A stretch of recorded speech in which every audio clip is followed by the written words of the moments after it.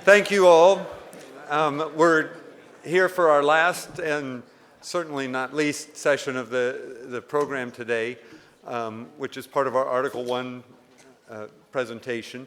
Our speaker, and I don't think he needs much introduction with you, but I want to point out a couple things.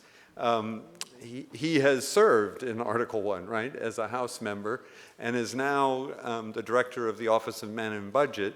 So a key senior presidential advisor to President Trump, having to deal with his former colleagues on questions of spending. In fact, he reminded me that it's budget week and they're about to release the budget. So thank you for coming in the middle of that. I know, good. The Club for Growth, one of my other hats, we were an early supporter of Mick Mulvaney when he ran in 2010. Won a seat in South Carolina that had not been represented by a Republican, I think, since the Civil War. So he is a political change agent. He is also, as the man who now directs OIRA, going to be on the point in dealing with the regulatory agencies for the president. A key role that can assist in getting some of the things that we've debated today back into the right framework in the Constitution. He came north for undergraduate at Georgetown and then went back down south to UNC for his law degree. But he's also an entrepreneur. I want to find out what type of family restaurant he has for one of my road trips to visit relatives in South Carolina. But without further ado, I think you'll find Mick Mulvaney is one of the most intelligent and insightful political leaders that we have on today's scene, and it is truly a delight to have you here, Mick. Good to see you both. My friend Reed Ribble from Wisconsin once introduced me as one of the smartest members of Congress, and the next person got up, I think it was Trey Gowdy, and said that's like being the tallest midget. Thank you all very much for having me. I'm not going to talk very long. For those of you who see me speak before, I don't do speeches very well. In fact, I don't do them at all. I got handed this as I walked through the door. At least this time I remember my glasses.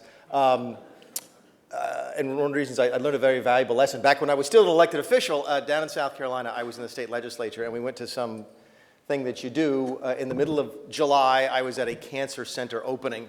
And I was the 9th of 9 elected officials to speak at the outdoor tent in Lancaster County, South Carolina in July. And then behind me was the air conditioning and the drinks. And I was last, and they said, blah, blah, blah, blah, blah, here's State Rep Mulvaney. And I got up and I said, thanks very much. And I sat down. And this little old lady walked up to me in the air conditioning afterwards. She said, son, that was the best political speech I've ever heard. So lesson learned. They asked me to talk a little bit about the interaction between the legislative branch and the executive branch, something I'm getting a little bit more familiar with now that I'm in the executive branch. And what I thought I'd do is just tell a little bit about the dynamic as it exists today, and not necessarily get into, we're going to take questions and answers here at the end, and we get more specifically into maybe the role of OIRA at OMB, the role of the delegation of authority, that type of thing. But I want to sort of try and at least lay a little bit of background as to what the relationship is like right now. And what I want to do is use the recent experience with the health care bill that just passed out of the House as sort of a way to tell the tale and add some texture so that you sort of get a feel for what things are like up here. Because, as is so often the case, the media is not entirely accurate on that. And that's fine. I've often told the folks who cover me, as long as you get the ideas right, we're okay with that. We give up a long time ago on getting it verbatim right.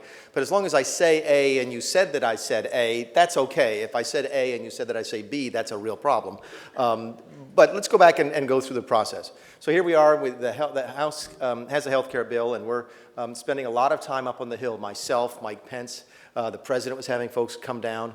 This is when we introduced the president to the concept of the Freedom Caucus, which was an interesting conversation for me to have, as we're going down how they vote and how they have to have an 80% threshold and how they like to vote as a group and they act as a team. And I'm in the Oval Office with a group of people, and he goes, what is this Freedom Caucus? Who's responsible for this? And I'm like, I am. So keeping in mind, though, that the group was actually, the working title of the group was never the Freedom Caucus. The working title when we founded as myself and eight other members of Congress was the Reasonable Nutjob Caucus. And the goal was, there's plenty of folks who vote no all the time in Congress, and there are plenty of folks who vote yes all the time, and we were looking for folks who are able to do both in really, really tough spots. And the goal was supposed to be that we would move the ball in the conservative direction a little bit. So we would fight, and then at the very end, we'd come in and deliver the votes necessary as long as we thought the bill had moved a little bit in our direction. And I remember laying that out for the president, and then it didn't happen. In fact, I was looking really, really brilliant until the day that the first vote didn't take place. Remember that we said we're going to have a vote today? That was actually my message to, we want to vote tomorrow. The night before, we went down there on a Friday afternoon, we're expecting a vote, and they call off the vote. And that's when I started looking like a real idiot. Because I told the president, look, they're going to push, and then come at the end. And I learned a couple things. First of all, the Freedom Caucus was far from the problem in that scenario. Fully half the members of the Freedom Caucus had whipped yes on the bill. So that was one of the things I think the media got wrong.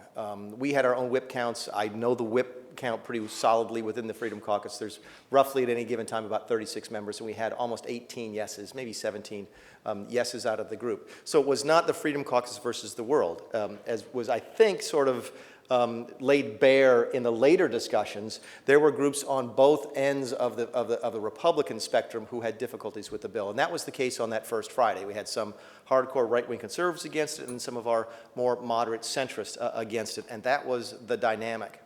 But the one thing that I really learned through that first couple of weeks, in fact, through this whole process, was that the House really had a lot of division in it that I wasn't aware of. I was, as a founding member of the Freedom Caucus, I have been friends with a lot of folks in leadership. Paul Ryan had asked me, because he thought that I was one of the nut jobs you could work with, to come and sit on this weekly meeting that he had with what we call the cross-sectional group. So I had developed a relationship with Paul and other members of leadership, and I had developed a relationship, in fact, personally with very many moderate members, whether it be through playing baseball, working out in the gym in the morning. And I thought everybody felt that way. And what I didn't realize until that day of that vote was that the House had some divisions that were internal and they were real and they were much more significant than anybody realized. And they had absolutely nothing to do with the bill and even less to do with the President of the United States. People asked me, they said, did the President fail to deliver? I said, no, because the House has problems that the President can't fix. And that's when we decided that it was time for us to sort of step back. And I remember us talking about, we need them to go home for 2 weeks and calm down and work on healing their own divisions, because that was the only way they were ever going to be able to get together to vote on anything. Again, I think they've made some improvements to the bill at the last couple of days, but generally speaking, the changes were not that dramatic. What they need to figure out was how they were going to function as a Republican majority, and they needed to figure it out amongst themselves. Thankfully, that happened, and thankfully, I think they're now in a much, much better place. And we're looking forward to working with them now as a functioning majority. It'll be, I think it was an interesting test. The next bill that came out after that was the funding bill, which we can talk about during Q&A if you want to. But there was much less rancor, much less yelling and screaming, much less worrying about who got credit for the win. In fact, that's when I knew we were in trouble on that first pass at the health care bill, was when in meetings someone would say, well, I can't vote for that because they're going to get credit for the victory. Or we're going to stop this so that that person gets blamed. Again, nothing, if any, or very little to do, if anything, with the actual substance of the bill, and absolutely nothing to do with who the president is, and everything to do with the divisions in the House. So as we sit here today and we talk about the interaction between the legislative branch and the executive branch, I think everybody assumes that they function the way that the Founding Fathers intend them to function. And I have news for you, they probably do, to be honest with you, but they don't function the way they used to think on TV. With the Schoolhouse Rock, I'm just a bill, yes, I'm only a bill, and the House gets together and does this, and everybody's happy, and the Senate does something different, and they go to conference. This is an institution made up of 535 human beings, and it is subject to the same whims and difficulties that any other organization that's made up of those types of, that number of people is. So when we sit here and we talk about the interaction at the Federalist Society, and we drill down, and I've never been a member, but I've spoken to this group for about 15 years, even before I was in politics. Anybody from Charlotte, North Carolina here? No? No. There used to be an active group in Charlotte. Is that we look at the piece of paper and say, okay, the Congress is supposed to function like this, and then the executive branch is supposed to function like this. when really what we talk about is that's probably a guide as much as anything else, and the real world can be very, very different. And the Congress will function differently today than it did 20 years ago, and differently than it will 10 years from now. But the beauty of the document is that it provides for all of those various different contingencies, and the government can still function. And against that backdrop, you have the executive, which is clearly different from administration to administration.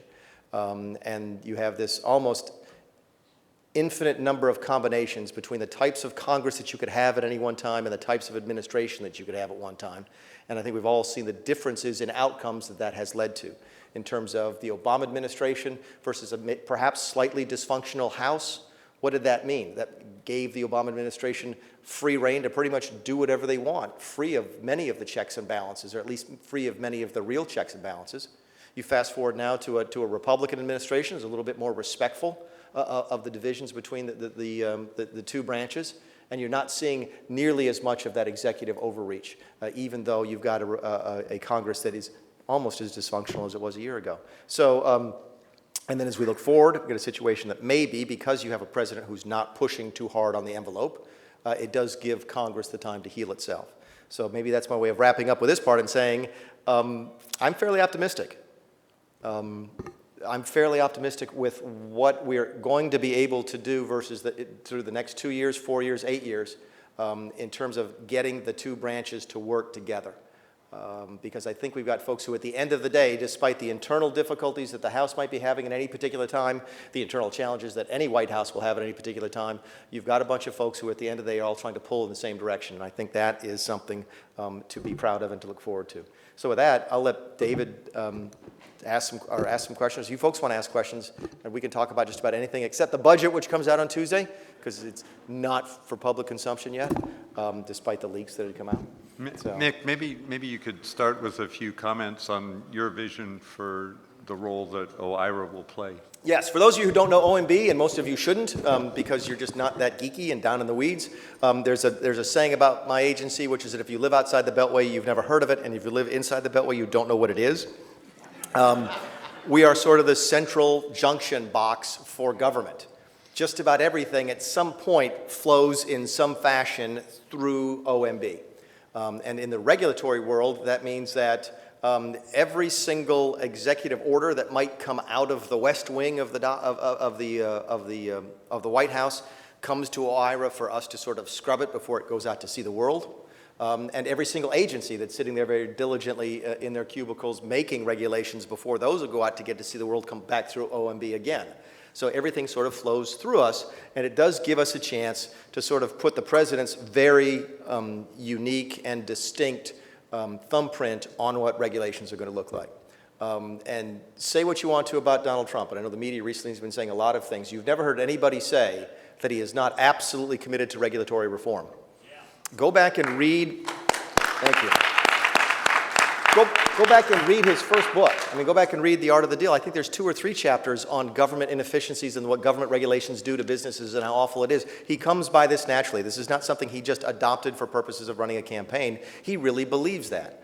And I know he's not been very active, but when he named Carl Icahn to sort of this special advisor on regulatory policy, I was really excited about that because what that told me, I was waiting to be confirmed at the time, was that the president was deadly serious about this because Carl is not only a great businessman, he's also one of the president's best friends. And you're not going to ask somebody with that type of stature to get involved in your administration if they're not actually going to have a commitment to it. So when I heard that, I'm like, wow, this is going to be absolutely fabulous.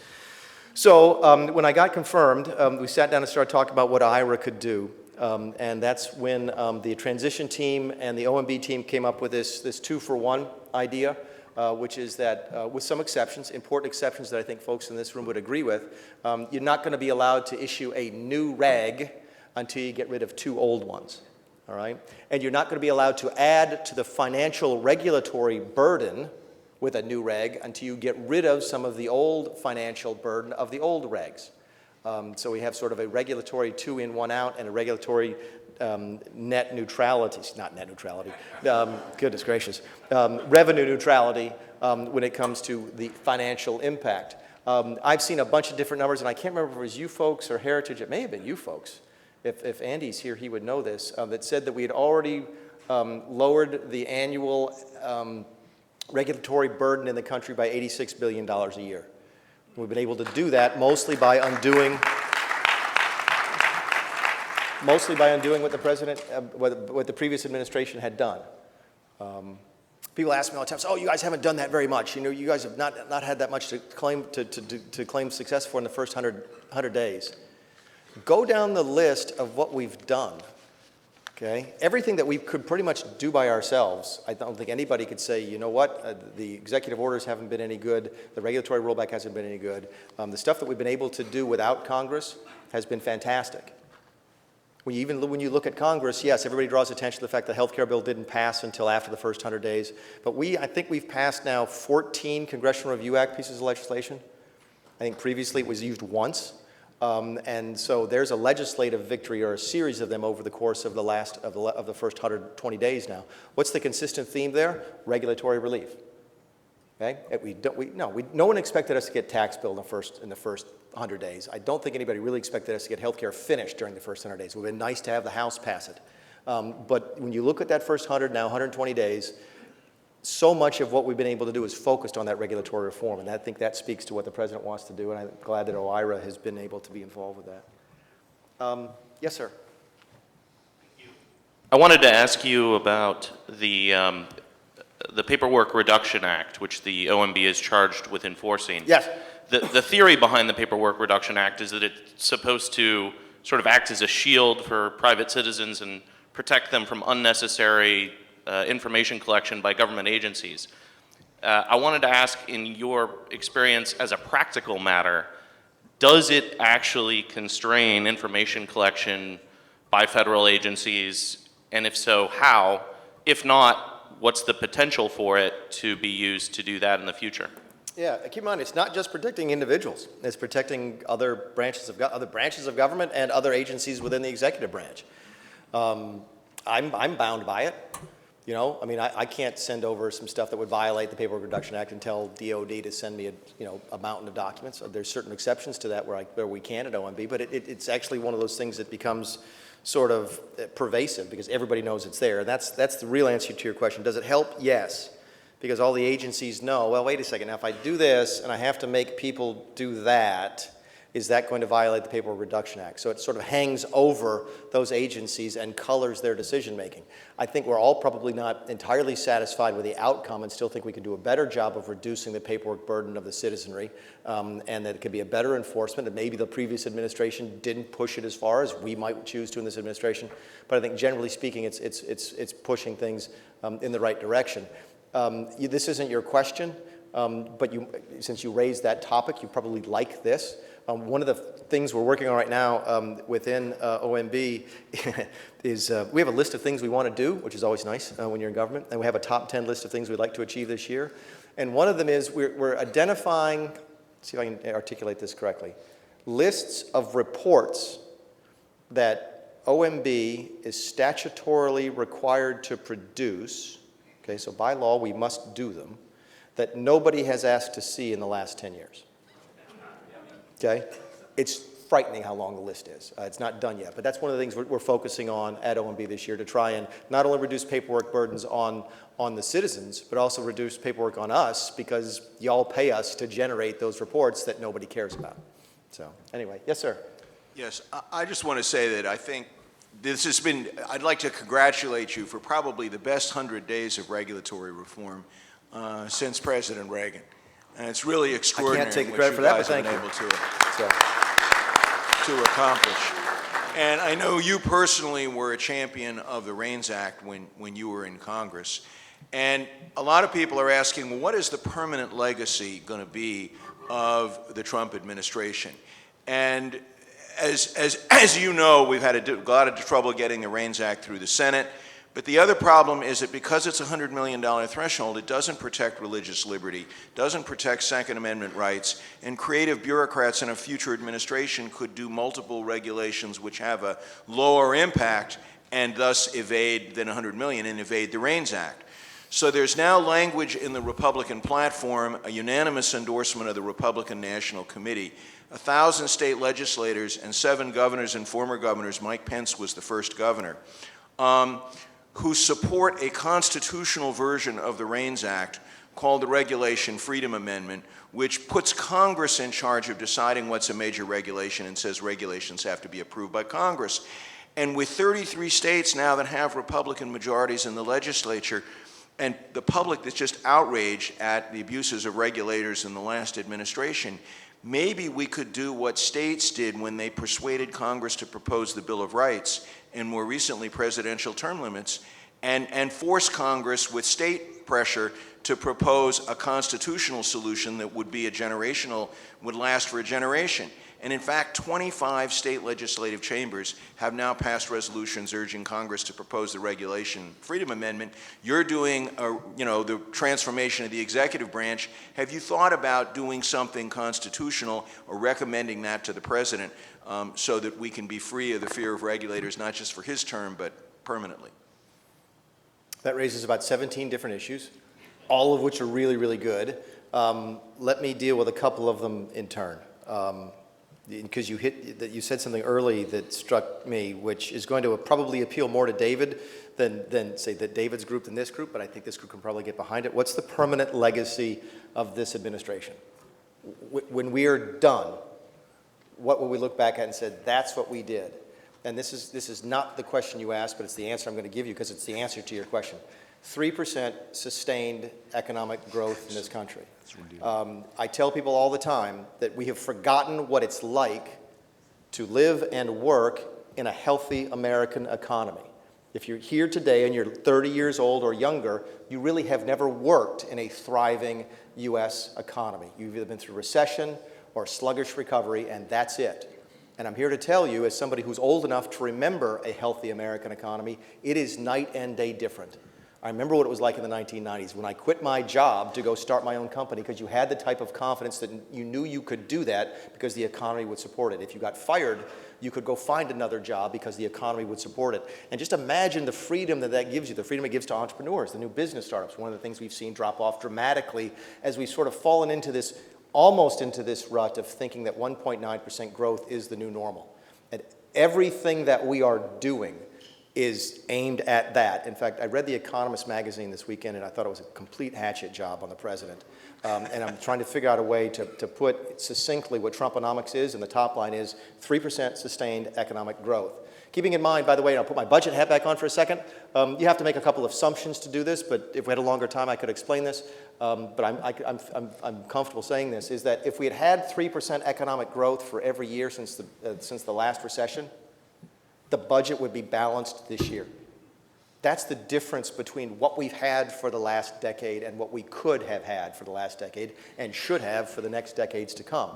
3% growth is what this country is built on, and it's one of those things that makes America great. Now, to your point about the REINS Act, yes, we'd love to see it passed. In fact, we're trying to figure out a way to strategically to how would we push that, because that is a big part of the president's agenda. We talk about things about debt ceilings and funding bills in September, so there's different ways to take a look at it. We're trying to figure out if it's reconcilable or not through the budget process. We think it probably is, but we're not sure. I can tell you this, is that de facto it's already the law.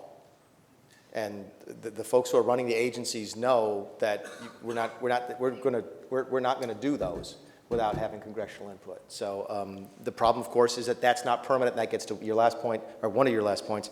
And I don't know. We've not looked at a convention of the states. I think if we have, at least if I have personally, I'm more familiar with it in terms of the balanced budget amendment and the term limits agenda. I'm not familiar with REINS. This is not about a convention, though. This is about just the states persuading and Congress states, to do it. And states could persuade to do it. And one of the ways states could lever is if you do get close to having enough states to do it. I've heard that argument before, and I think it's probably accurate.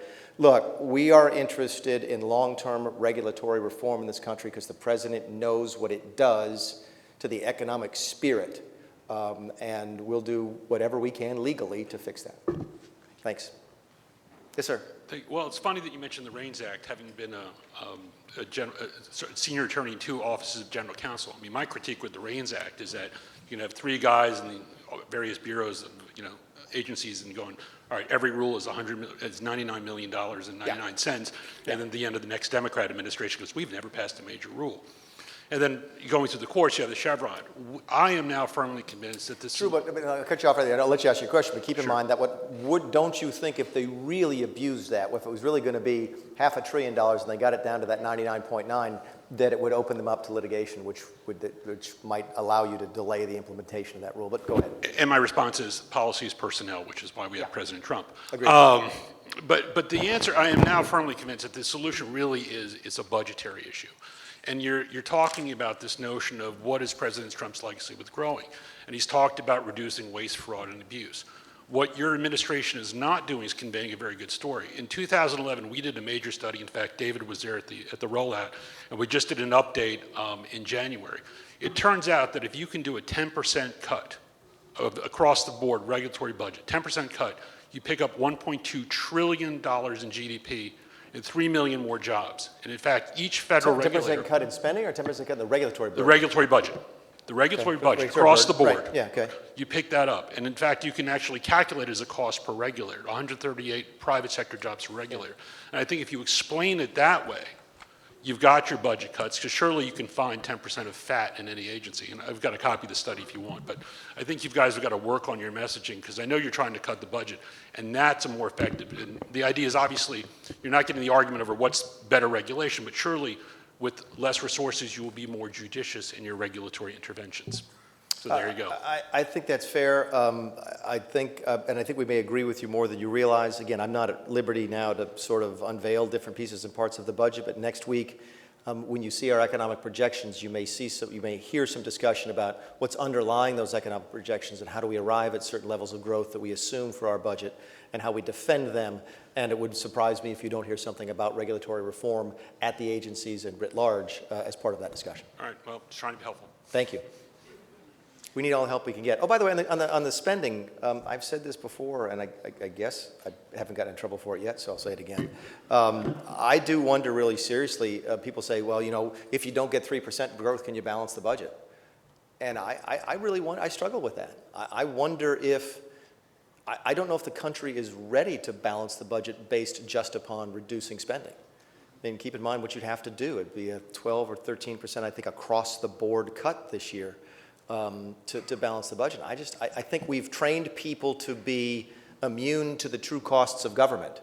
People think government is cheaper than it is because we've allowed ourselves to borrow money for a long period of time and not have to worry about paying it back. So, I mean, if you got to use your credit card and didn't have to pay it back, you might feel like life was a lot better than it really is. And I've often believed that people are not willing to pay for the government they're getting. Which is one of the reasons I support what they call a jump ball balanced budget, because folks would never tolerate the tax increases necessary to balance the budget. But I wonder if you could do it just on spending, and I think you'll see that relayed in our, the key, I think what we're trying to get at is the way we balanced the budget in the 90s was we had spending restraint and GDP growth caught up, and government revenues caught up as the GDP growth came in. I think that's what we're trying to get back to. That wasn't really the answer, I'm sorry, but yes, sir. Hi, my name is Neve Ellis. I'm a reporter at The Hill. Yeah. Just on that last point, that said, do you plan any new revenues in this budget? And also, in this 2-for-1 regulations thing, what are the parameters of that? Is that number of rules? Is it pages of rules? Is it value of rules? Is it number of steps? What does 2-for-1 mean? Well, I'll go to the second one first, because it's both. It's number of rules, and then you also layer on top of that regulatory budget we talked about, which is you're going to add $1, you got to take $1 out. So the two sort of work together. As to the first one, I'm more than happy to talk to you about what the budget will have in it next week when we actually roll the budget out. You didn't really think I was going to tell you the answer. It was worth a shot. It was worth a shot. Let's Yes, do sir. one or two more. Hi, my name is Sean Callahan. Thanks for coming. Hey, Sean. I want to talk a little bit about the CR. So it included a lot of money for defense, the OCO money, which was a priority of the president's, but it also seemed to be a success for the president in that the negotiation process, listening to your press conference, it sounded like the negotiations process that yielded that CR was remarkably functional and open across the aisle. I'm wondering if you could talk a little bit about how that worked and just the CR in general and what that portends for the future. Yeah, it's a really, really good question. It's a little bit down in the weeds, but this seems like that kind of group. that I think, yeah, the president did, we were very pleased with the results of the CR. I know we took originally it was very interesting, by the way. The media reports for the first 24 hours were how the Democrats handed us our hats in the negotiation, and then I went and did a press conference for 45 minutes and showed everybody how well we did, and then all the story stopped.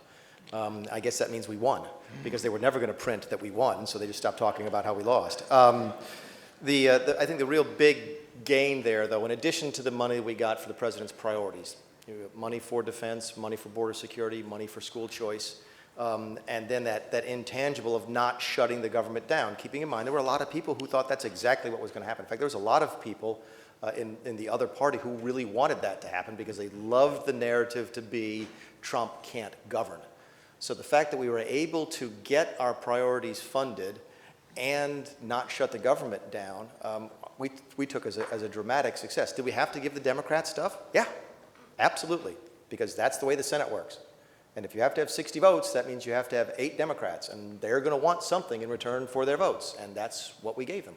But I think in the grand scheme of things, even in just the immediate measures, we did really, really well. But longer term, what we did was we broke that dollar-for-dollar parity that existed under Barack Obama, where when we wanted something, which is typically but not always defense, when the Republicans wanted something, they had to give the Democrats a dollar worth of something that they wanted. And we got that down to 20 cents, which any way you slice it is a much better deal than the previous administration would have gotten. So we were very, very pleased with that, and I hope it bears fruit for the 18 funding as well. Yes, sir. Hi, I have no idea what time it is, so I'll do this. It's past your time, so. Okay, we'll take one more and then we'll. Yeah. So, sorry about that. Yes, sir. Okay. I started over here, so I'll finish over there. Okay, I'll be quick. My name is Jim Calderwood. My You question guys is, aren't the problem. I'm the problem. I talk to you. your 2-for-1 rule, is there any way you can make that apply to the independent regulatory agencies, the NLRB, the SEC, the FTC, CPSC, and all the other alphabet groups out there? Realizing, of course, as you appoint people, the administration appoint people to run these agencies, they can extract pledges from them as to what they would do. But in the meantime, is there any way you can make that applicable to the independent agencies? Yes and no. That's a good answer. Here's the detail to it. Let's take my favorite agency, for example, the Consumers Financial Protection Bureau. Yes. Good one. Yeah, not my favorite, by the way. Yes, there are things we can do. For example, when Mr. Cordray's term is up in July of next year, we could appoint somebody who would actually run it in a meaningful way, or perhaps not even open the doors at all. That's a joke, by the way, for the press who are here. But only a little bit. So there are certain things, yes, we, with our appointments, we can try and bring some of those independent agencies into the fold, so to speak. The problem, of course, with that is that it's only temporary and wouldn't follow through to the next administration that doesn't see life like that. That being said, I heard today for the first time that the Obama administration had actually asked a couple of their independent agencies to start acting like they were part of the executive branch. Not sure how they got there. Would you hear the same thing on that? Yeah. Not sure how far they got with that. But I think at the end of the day, the argument is extraordinarily sound to bring all of them under, in my case, OIRA, but all of them under the executive branch. I think we could have a longer discussion about whether or not the Federal Reserve, because of its very, very unique function, falls into that. So let's take that out of the discussion for right now, but let's talk about the CFPB, you talk about the NLRB, and say, look, if they aren't where we want them to be, if they're not in the executive branch and subject to oversight by us, in addition to oversight by Congress, in the case of the CFPB, not even subject to congressional appropriations, where's the accountability? How do you stop a runaway organization, which I would contend to you is what you saw in the CFPB under the previous administration? It doesn't make any sense to people, even folks on the other side of the aisle, to say, I want to create an agency and you're not going to have any say over it whatsoever, because that's really, really dangerous. And towards the end of the Obama administration, we started to have some of our Democrat friends in the Financial Services Committee come over to us and start talking about reforming the CFPB, because they realized exactly what all smart Democrats should have started realizing towards the end of that, which is that they could lose. And a CFPB run by the Trump administration would look very different from the CFPB under a Clinton administration. If they always thought they were going to be in charge, then they don't care, right? Because they get their way. But they started to realize how a Republican-driven CFPB could do things very, very differently. And I thought maybe I think several of them wanted to sort of bring the CFPB into a more reasoned light, talk about adding a 5-person board instead of the 1-person director, putting them on congressional appropriations, and so forth. So we didn't get there under the last administration. I hope that we do get here. The administration supports reforms of the CFPB. You will see the CFPB dealt with in the policies and the budget as we roll them out next week. And I think that's something that, that can apply to many of the other agencies. I could do this all night, but I have to go home and read 4,000 pages worth of budget. And then I'm having dinner tonight with Steve Moore. You know Steve Moore. I do know. So Steve calls me last week and says, would you like to have dinner on Wednesday night with me and a couple of my friends? And I'm like, no, but I'll go, because I need to eat. I've lost 12 pounds since I got this job, and I just forget to eat. And I'm like, okay, that's great. I'll be in the middle of budget week, so I'll go and have dinner with Steve and a couple other guys, and then we'll go back and go to budget. I'm the keynote speaker tonight to 600 people. Yeah. So, yeah, exactly. So I'm going to go home and go back to the office, figure out what I'm going to say tonight. So thank you all very much for having me. Thanks to the Federalist Society.